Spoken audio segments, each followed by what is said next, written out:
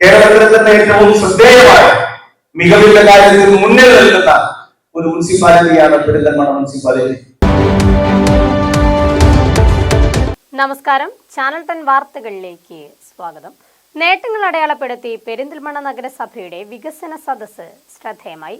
നഗരസഭ ടൗൺ ഹാളിൽ നടന്ന പരിപാടി Ottapalam MLA advocate K Premkumar ഉദ്ഘാടനം ചെയ്തു.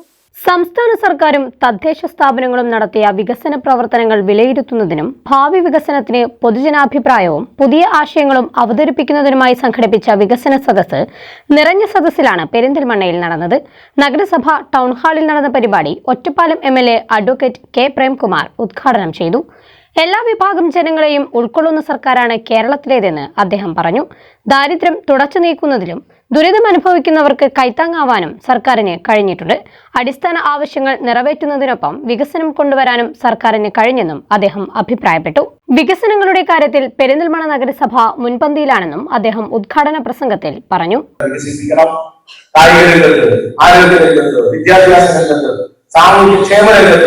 വികസന സ്വപ്നങ്ങളുടെ കാര്യത്തിൽ നമുക്ക് പുതിയ ചിന്തകൾക്ക് താമ്പുകളാക്കാനുള്ള അവസരമായി കൂടി വികസന സദസ്സ് മാറണം.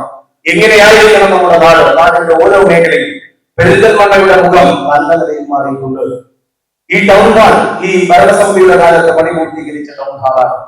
മനുഷ്യർ ഒത്തുചേരുന്ന ഇടങ്ങളെല്ലാം മനോഹരമാകുക, വൃത്തിയുള്ളതാകുക, ഭംഗിയുള്ളതാകുക, ഉറപ്പുള്ളതാകുക എന്ന് നമ്മളെല്ലാം ആഗ്രഹിക്കുന്നതാണ്.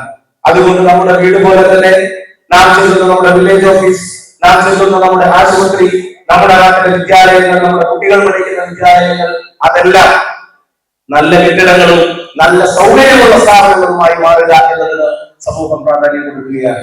കേരളത്തിലെ തന്നെ ഏറ്റവും ശ്രദ്ധേയമായ മികവിന്റെ കാര്യത്തിൽ മുന്നിൽ നിൽക്കുന്ന ഒരു മുനിസിപ്പാലിറ്റിയാണ് പെരിന്തൽമണ്ണ മുനിസിപ്പാലിറ്റി.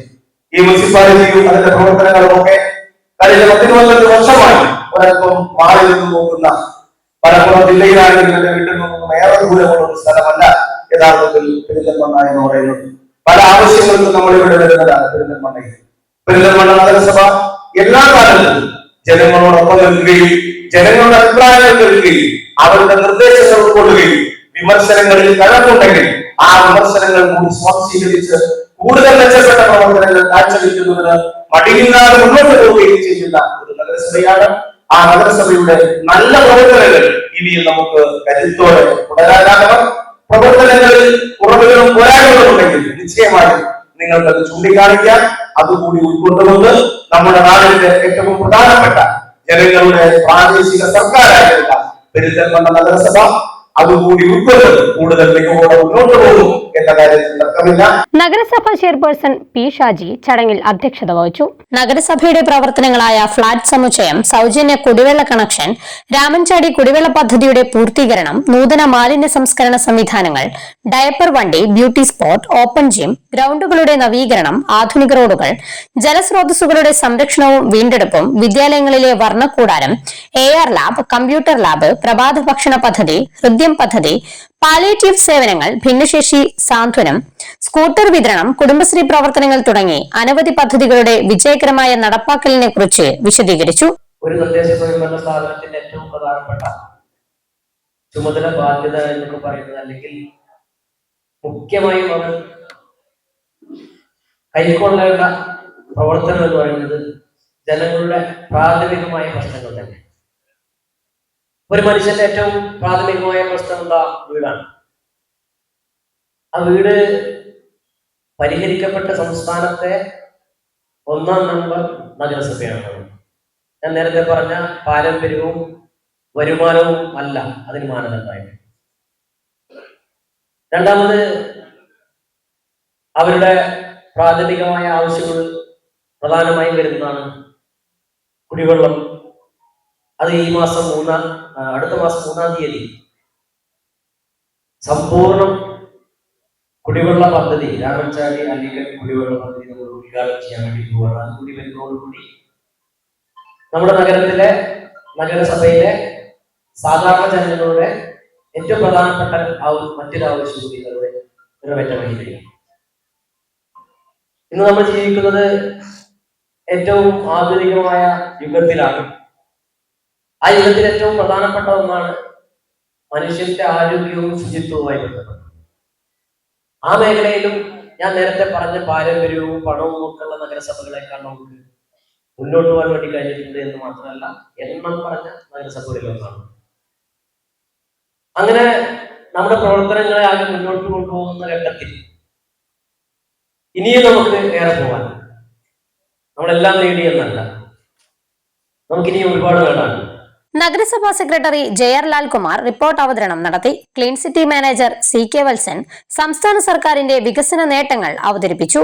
വികസന സദസ്സിൽ നഗരസഭയുടെ വിവിധ മേഖലകളിൽ നിന്നുള്ള പ്രതിനിധികൾ, സമൂഹ സംഘടനകൾ, പൗരപ്രതിനിധികൾ എന്നിവർ സജീവമായി പങ്കെടുത്ത് നിർദ്ദേശങ്ങളും അഭിപ്രായങ്ങളും പങ്കുവച്ചു.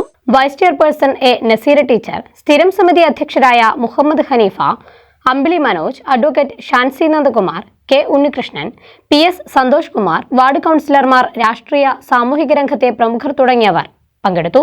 വികസന സദസ്സിൽ നിന്നും പ്രതിപക്ഷം വിട്ടുനിന്നു. വികസന രംഗത്ത് അസൂയാവഹമായ നേട്ടമാണ് 5 വർഷം കൊണ്ട് പെരിന്തൽമണ്ണ നഗരസഭ സ്വന്തമാക്കിയത്.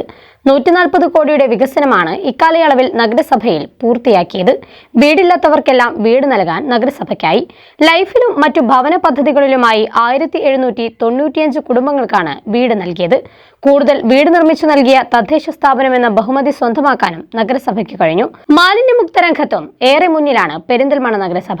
തിരുവനന്തപുരത്ത് നടന്ന വൃത്തി കോൺക്ലേവിൽ സംസ്ഥാനത്ത് 3ാം സ്ഥാനം നേടാനും പെരിന്തൽമണ്ണ നഗരസഭയ്ക്കായി. ചാനൽ 10 പെരിന്തൽമണ്ണ. അമീബിക് മസ്തിഷ്ക ജ്വരത്തിനെതിരെ നമുക്ക് ശക്തമായ പ്രതിരോധം തീർക്കാം. കെട്ടിക്കിടക്കുന്നത് മലിനവുമായ ജലാശയങ്ങൾ, പാറക്കുളങ്ങൾ, പായൽ പിടിച്ച ജലാശയങ്ങൾ, കന്നുകാലികളെ കുളിപ്പിക്കുന്ന കുളങ്ങൾ എന്നിവിടങ്ങളിൽ മുഖം കഴുകുകയോ നീന്തുകയോ കുളിക്കുകയോ ചെയ്യുന്നില്ല എന്നുള്ളത് ഉറപ്പാക്കേണ്ടതാണ്. കിണറുകൾ ശാസ്ത്രീയമായ നിലയിൽ ക്ലോറിനേറ്റ് ചെയ്യണം. വാട്ടർ തീം പാർക്കുകളിലെ പൂളുകൾ ക്ലോറിനേറ്റ് ചെയ്യുകയും അവയുടെ രേഖകൾ കൃത്യമായി സൂക്ഷിക്കുകയും ചെയ്യേണ്ടതാണ്. വീടുകളിലെയും ജലവിതരണ സ്രോതസ്സുകളിലെയും ജലസംഭരണികൾ വൃത്തിയായി സൂക്ഷിക്കേണ്ടതാണ്.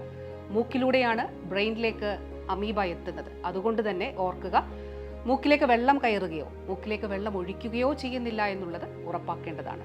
ഉറപ്പാക്കാം ജലശുദ്ധി, ഉറപ്പാക്കാം ആരോഗ്യം.